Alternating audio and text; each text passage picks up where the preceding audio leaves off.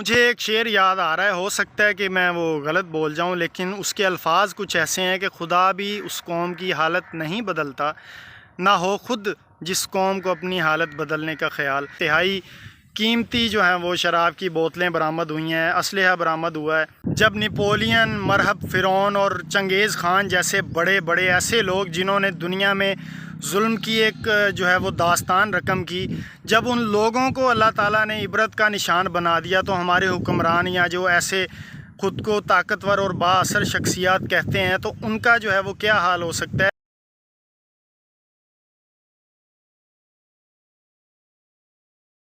السلام علیکم ورحمۃ اللہ، میں ہوں آپ کا دوست احمد رامے اور آپ دیکھ رہے ہیں میرا یوٹیوب چینل۔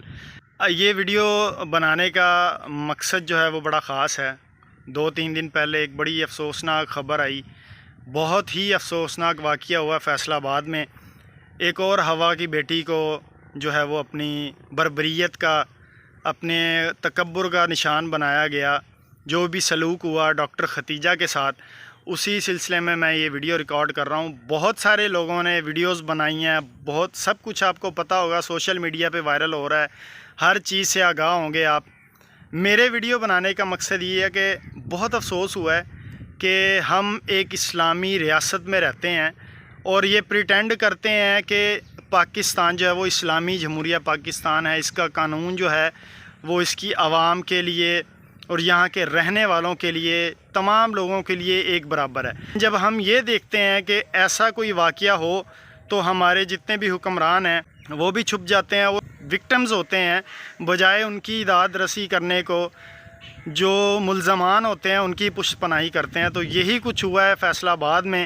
جو شیخ دانش نامی آدمی نے جو حرکت کی ہے اور اس کی بیٹی نے، جو بھی اس میں شامل ہیں افراد، وہ تمام جو لوگ ہیں ان کا یہ جو فعل ہے، جو بھی انہوں نے یہ کام کیا ہے، یہ بہت ہی مذمت کرنے والا کام ہے، قابل مذمت ہے۔ جتنی بھی اس کی مذمت کی جائے وہ کم ہے۔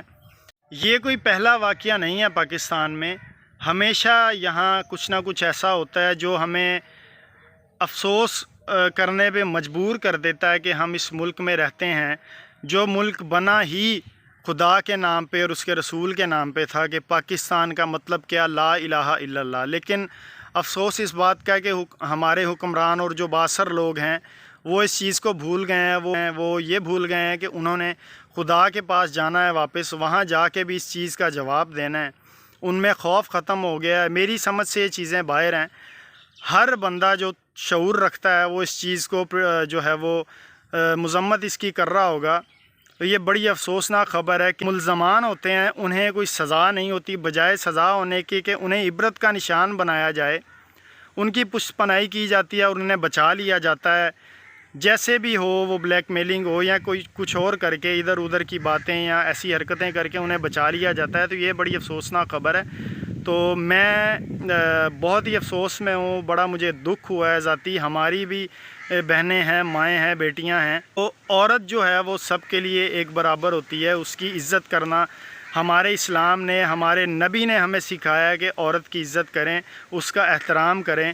عورت کو یہ مقام بخشا گیا ہے، ماں کے پیروں کے نیچے جنت ہے۔ تو یہ وہی عورتیں ہیں جو کل کسی کی مائیں بنیں گی، انہیں اتنا درجہ میرے رب نے دیا ہے۔ تو ہم کون ہوتے ہیں کہ ان پہ اس طرح کا ظلم کرنے والے، ان کی جو ہے وہ عزت کو خراب کرنے والے، ان کی ذات پہ حرف لانے والے۔ بے شک میرے رب نے کہا ہے کہ عورت کی عزت کرو۔ اخلاقیات کو بھول گئے ہیں ہم، اپنے اسلام کو، اپنے دین کو، اپنی تعلیمات کو بھول گئے ہیں۔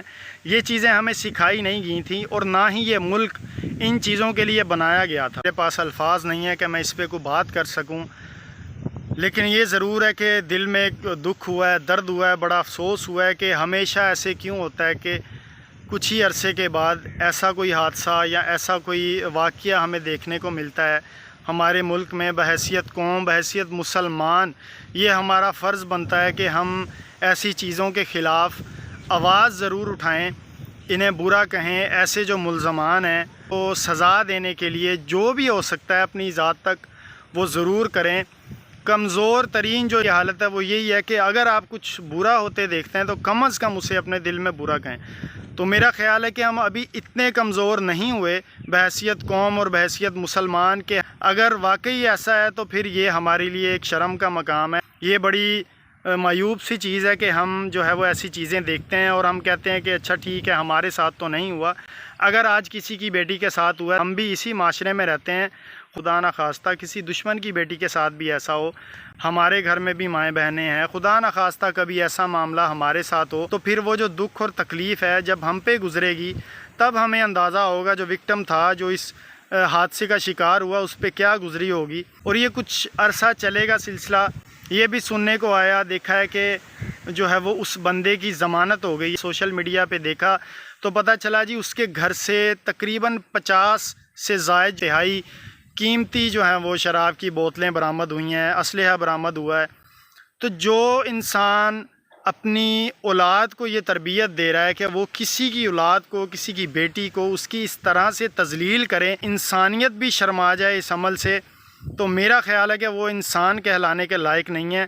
اور ہم یہ دیکھ رہے ہیں تو ہم بھی انسان کہلانے کے لائق نہیں ہیں اگر ہم اس چیز کو کنڈیم نہیں کر سکتے. یہی عمل اگر کسی بااثر شخصیت یا ہمارے کسی حکمران کی اولاد کے ساتھ ہو تو میں یہ پوچھنا چاہتا ہوں کہ یہ مذمت اس وقت کہاں چلی جاتی ہے جب ہوا کی بیٹی شکار ہوتی ہے، جب کسی غریب کی بیٹی، جب کوئی یتیم مسکین اس چیز کا شکار ہوتا ہے، تو اس کے لیے ہمارا افسوس، ہماری داد رسی کہاں چلی جاتی ہے. یہ سب جو ہے ہمارے حکمران اقتدار کی جنگ میں اتنا ڈوبے پڑے ہیں، ایک دوسرے کو اخلاق سے گر کے باتیں کر رہے ہیں. ایسی سیاست ہو رہی ہے کہ دیکھا نہیں جا رہا. پوری دنیا میں ہم بدنام ہو چکے ہیں. پاکستانی جو ہیں وہ ہمارے حکمرانوں کی وجہ سے اپنی عوام کا جو ہے وہ ان کا احساس کریں، ان کے لیے کچھ کریں تاکہ وہ جو ہے وہ آپ کے ساتھ کھڑے ہوں. کسی بھی چیز میں عوام کا سپورٹ جو ہے وہ ضروری ہوتا ہے. اس عوام جس پہ آپ اقتدار کرنا چاہتے ہیں، جب وہ عوام ہی آپ کے ساتھ نہیں ہوگی، جب عوام ہی نہیں ہوگی تو آپ جو ہے وہ اقتدار کس پہ کریں گے، آپ حکومت کس پہ کریں گے. میں اس سے زیادہ اور کچھ نہیں کہنا چاہتا. ایک شارٹ ویڈیو بنائی تھی، مجھے دلی دکھ ہے، بہت دعا ہے اس بچی اور اس بیٹی بہن کے لیے. ملزمان کو انہیں ایسی سزا ملے کہ دوبارہ کوئی بھی شخص معاشرے میں سے اٹھ کے ایسی حرکت کرنے کی جرات نہ کرے. مجھے دیں اجازت، ملتے ہیں اگلی ویڈیو میں. اللہ حافظ و ناصر.